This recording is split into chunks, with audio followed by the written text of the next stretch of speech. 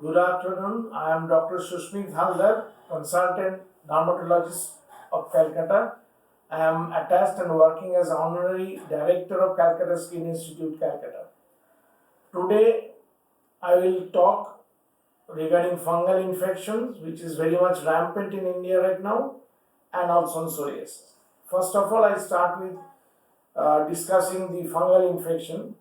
Fungal infection of the skin is broadly divided into two categories. One is superficial fungal infection, which remains only on the superficial layer of the skin, and the deep fungal infection, which involves the deeper structure, and also it involves the other systems of the body like nervous system, cardiovascular system, and other systems of the body. But today I will be focusing more on superficial fungal infection, mainly the dermatophyte infection and candidiasis. This dermatophytic infection and candidiasis are the two different type of fungal infection. One is caused by dermatophytosis, dermatophytes. There are different species of that, and also by the Candida albicans, that is another fungus called candidiasis. Nowadays, in all over India, it is an epidemic of superficial fungal infection named dermatophytosis.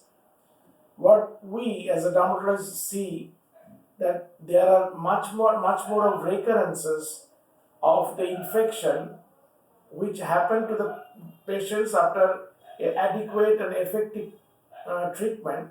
Again, it relapses and it becomes an epidemic not only on only one single member of the family, it can also affect the different family members. The cause for this particular epidemic in India, it is still not known, but there are certain postulations like uh, injudicious use of topical corticosteroids. It's a anti topical cream which has been used in fungal infection that helps in perpetuating the infection, and there may be in the difference or there will be change, quite a good amount of change in the lifestyle. Now the people are more using tight occlusive clothes, especially the youngsters, and people are not taking that much of care to clean up their body after bath. So inadequate personal hygiene, poor personal hygiene are some of the causative factors for this spread and epidemic in dermatophytosis in India. So far as the treatment of this particular condition, the people in our country have a mindset that simply skin infection is a very minor kind of thing, so they try with different type of medicines, and they do not go to the doctor unless they are really in a bad shape. So that's why they try with themselves with different type of kind of medicines. I personally, as a dermatologist, advise the common people not to go for the treatment by them it's themselves, but better to go to dermatologist directly, immediately, so that they can be diagnosed very fast and can be cured very fast. So doing treatment himself, self treatment, it is absolutely prohibitory. Next is that there are different kinds of topical medications for dermatophytosis and also for mm, uh, um, and also for candidiasis. So we the doctor, depending on the situation, we select the topical antifungals, and also we are giving systemic antifungal also given orally. There are 3 4 drugs which are being used now, and unfortunately one of the drug which is called terbinafine is we are not getting that much of effect with terbinafine orally right now. I don't know that it is a resistance or it is just the inadequate treatment, inefficacy of the response, I don't know, but very difficult to say it is a resistance, but we are not getting a good result with terbinafine. In so far as precipitating factor of fungal infection is concerned, the humidity, tropical climate, excessive sweating, tight occlusive dress, These are the very important factors, and also diabetes, especially in case of candidiasis, are very important contributory factor. So we have to take care of those contributory factor or precipitating factors to treat the patient of fungal infection. Uh, of course, the children, the people who are also being affected in this epidemic, we are seeing lot of more number of children are being affected with fungal infection, and we have to treat them with the topical medications.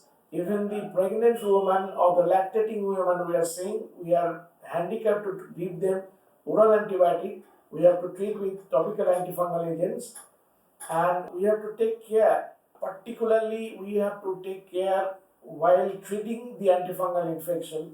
First of all, I want to emphasize on the personal hygiene.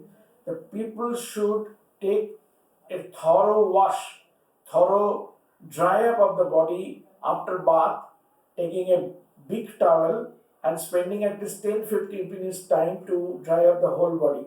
Most of the cases in our country, the people they rush through the toilet, just cleaning to some extent, drying up to some extent of the body, not taking care to wipe out the water from the folds, and after drying it up in the toilet itself, they can come in the room. The doors and windows will be locked up beforehand, and they will be stand particularly naked and take a separate towel to dry it up, and then they can use their undergarments and clothes to go to their own job. And in the night also, they should not use any undergarments, and they should refrain from sexual contact, because it can come in contact with come from other partner, it can come. So far the treatment is completely over. They should refrain from the sex also. So these are the few points in the personal hygiene I will be talking about. And the patient should stick to the treatment. They should not stop the treatment. And above all, there is one more important point, that they should follow the doctor right at the time the doctor will be advised to come for the follow-up. My next topic of discussion is psoriasis, which is a chronic skin disease characterized by formation of plaques with repeated scaling from the surface. This particular disease may have itching or may not have itching, and it usually aggravates in the winter. It is not at all a contagious disease. That should be made very clear to the common people, that it is not a contagious disease. And if somebody asks me whether it is a curable disease, I should say that it is not a curable disease, but of course it is a manageable disease. We can keep the disease under control. As we can keep the hypertension, thyroid disease, blood sugar, or the diabetes under control, similarly psoriasis can be controlled. But unfortunately, the fallacy is that if we say or if we declare that this particular disease is not cured on the very first visit of the patient gets morosed. And that time I want to discuss them, I want to explain them. If I say that it is hypertension you are suffering, the patient has a mindset that patient has to take the medicine lifetime. If the patient is suffering from diabetes, they have a mindset that they have to take the medicine for lifetime. But in case of psoriasis, this mindset is not being formed. It's not been totally established. So we as a physician, we should explain to the patients that this is a disease which can be manageable and kept under control, just like diabetes, just like hypertension, just like hypothyroidism.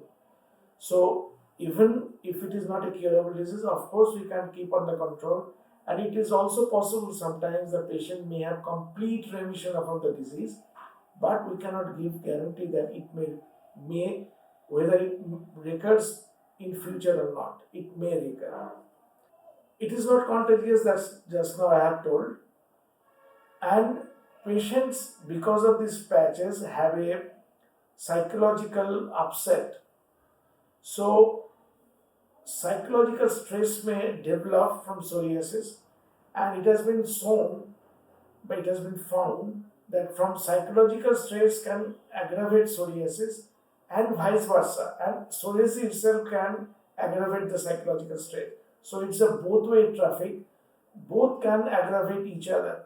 So sometimes we have to take a help of a psychiatrist to counsel them, to counsel the patient with severe psoriasis for the treatment. There are different treatment options for psoriasis. We treat the patients according to the area of the developed area of the involvement of the skin. If we see that the patient is having less than 5% of the body surface area involved, we usually treat the patients with topical medications. There are different medications, I am not going in details on that. Between more than 5%, that group of patients requires something oral or the systemic therapy along with the topical treatment. And there are certain treatment with different kinds of ultraviolet light we can have. We can have narrowband UVB phototherapy, or we can say phototherapy with UVA, that is called, mostly we call as a PUVA. These particular, with the light, we can treat the patients who are having more than 5% of the body surface area involved, and it is not very much severe and extensive disease. In those cases, we treat with phototherapy or photolight ultraviolet light therapy. There are a lot of systemic drugs which are used, but I'm not going in details. But the most important thing I want to highlight for this particular important drugs, these drugs are very important, very serious drugs so far as the side effects are concerned. These drugs should be taken absolutely under the supervision of the doctor. It should not be taken more, it should not be taken less. And when the doctor will be advised you to do the tests for the drug to continue, it should be done in proper time and to be shown to the doctor.